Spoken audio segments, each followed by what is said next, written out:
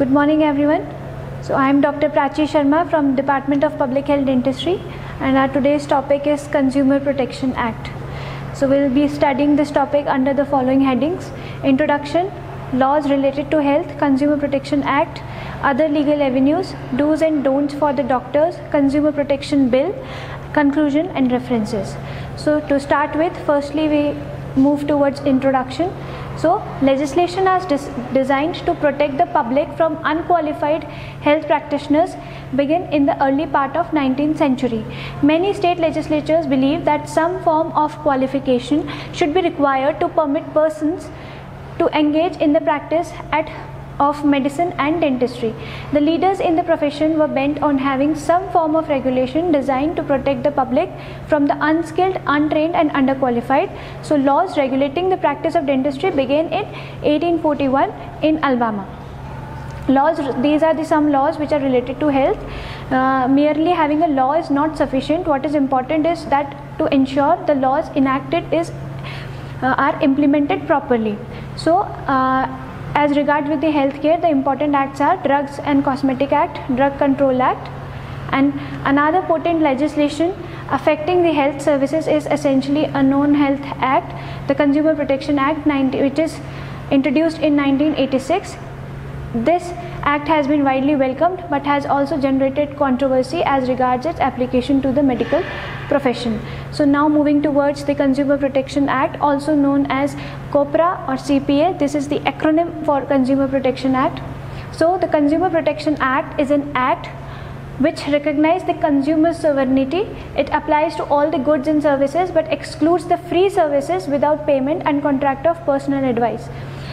The Consumer Protection Act is given in 1986. It is a generous social legislation that lays down the rights of the consumers and sees to the promotion and protection of the rights of consumers. The first and the only act of its kind in India, it has enabled ordinary consumers to secure less expensive and often speedy redressal of their grievances. So as per the CPA, there are 6 rights of the consumer. So what are the 6 rights? Firstly, right to safety. Second, right to choose. Right to information. Right to education. Right to be heard. And right to seek redressal. The Consumer Protection Act in 1986 that came into force in 15th of April 1987. The provision of this act is compensatory in nature. That is, a claim can be given to a complainant. The Act has been amended in 1993 and in 2002, both to enhance the powers of the redressal machinery. So medical services were brought under Consumer Protection Act in 1986. Services rendered to a patient by a way of constitution, diagnosis and treatment, medical or surgical, would fall within the ambit of the service defined in this section 2. Doctors have several ethical, moral and legal obligations in the performance of their duties. Therefore, it is very important that all doctors understand the nature of these obligations and then fulfill these obligations to best of their ability. So now we should know who is liable for this act. So under this comes the all medical and dental practitioners doing independent medical or dental practice unless rendering only free services.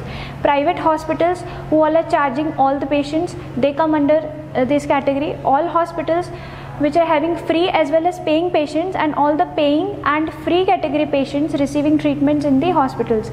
Medical or dental practitioners and hospitals paid by any insurance firm for the treatment of a client or any employment that is done for the purpose. Laboratories, nurses and paramedical staff, medical stores and pharmaceutical companies and quacks.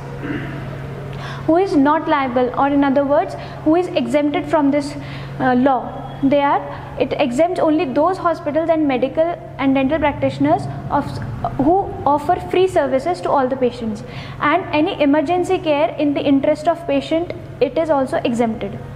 So who can sue the doctor in the court under Consumer Protection Act? The patient himself can file a case against the doctor. The registered consumer organizations can do so, state or central government and the legal representatives. So the act has 3-tier quasi-judiciary machinery, that is in 3 phases. Firstly at district, then at state level and then at national level. So district forum or district consumer dispute redressal forum is there. State Consumer Dispute Redressal Commission is there, and National Consumer Dispute Redressal Commission is there. So structure of consumer forum or commission and their jurisdiction. As per the Consumer Protection Act rules, as it is amended in 1987, a complaint filed in the consumer forum or commission shall be adjudicated within a period of 90 days from the date of notice by opposite party, and within 150 days if it is required analysis or testing of commodities. The CPA, that is the amendment in 1993, has introduced a new section stating that the forum shall not admit a complaint unless if it is required within 2 years from the date of the cause of the action. Further, a complainant or opposite party can present his case on his own without the help of the lawyer. So this is the level of jurisdiction which commissions are formed at. Firstly at district forum, then state commission comes, then national, and final appeal can be done at Supreme Court level. So from district forum, it is in the amendment of 1987, district forum में हम वो applications लग सकते हैं जिसका compensation is up to ₹5 lakh. State commission में which compensation claims over ₹5 lakhs and up to 20 lakhs. Then comes National Commission, the original jurisdiction over 20 lakhs, and then when National Commission is also not hearing your grievances, then you can head towards the Supreme Court for the final appeal. Now this is the changes that are made in 2002. Here the claim amount has been increased at different levels. At district forum you can claim up to ₹20 lakhs. At state commission you can claim up over ₹20 lakhs and up to ₹1 crore. And in national commission you can claim over ₹1 crore. And for the final appeal you can head towards the Supreme Court. So firstly we'll learn about the district forum. So this shall consist a person, that is, this is who all should be part of the district forum. So firstly, a person who is or has been qualified as a district judge or shall be its president. Secondly, 2 other members should be there who shall be persons of ability, integrity and standing, and have adequate knowledge and experience about capacity in dealing with problems related to economics, law, commerce, accountancy, industry, public affairs or administrations, one of whom shall be a woman. Jurisdiction of district forum. The district forum shall be jurisdiction to entertain complaints where the value of goods or services and the compensation, if any, claimed does not exceed ₹20 lakhs. This is according to the amendment of 2002. A complaint may be filed with the district forum by the consumer to whom such services is provided or is agreed to be provided.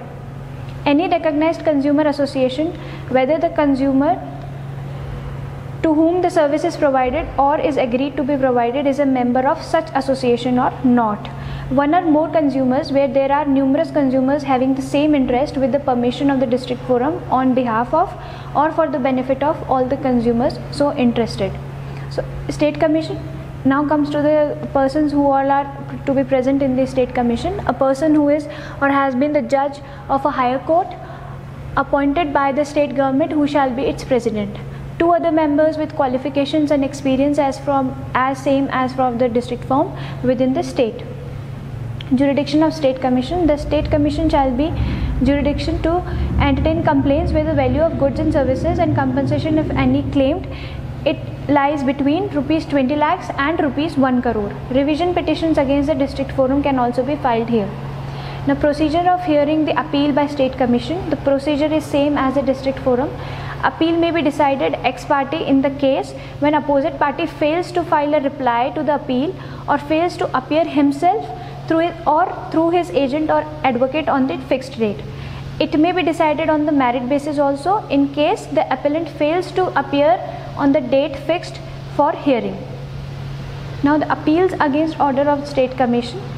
If you are not satisfied with the order of the state commission, then how can you appeal against the orders of state commission? This is the procedure. Any person who is aggrieved by any order made by the state commission may appeal against such as order to the national commission within the 30 days period. The national commission may entertain an appeal after 30 days if it is satisfied that there was sufficient cause for not filing it within that period. Now who all are the parts of the National Commission, the members? This shall consist of a person who is or has been a judge of the Supreme Court or appointed by the central government, who shall be its president. 4 other members should be there who shall have the qualification as same for the district forum or district commission, and one of whom shall be a woman. The National Commission shall have jurisdiction to entertain complaints where the good services compensation claimed over 1 crore rupees, not below that, and appeals against the orders of any state commission, to entertain revision petition against the state commission. Now procedures to followed by the National Commission. A complaint containing the following particulars shall be presented by the complainant in person or by his agent to National Commission, or be sent by registry, post, or addressed to the National Commission. First, the name, description and the address of the complainant should be there. The name, description and the address of the opposite party should be there. The fact relating to the complaint and when and where it arises, it should be mentioned there. Documents in support of allegations contained in the complaint should be there, and the relief which the complainant claims in the remaining procedure is similar to that for the State Commission. Now, appeals against orders of the National Commission. Any person who is aggrieved by the order of the National Commission may appeal against such orders in the Supreme Court within the 30 days period from the date of the order. The Supreme Court may, thank you.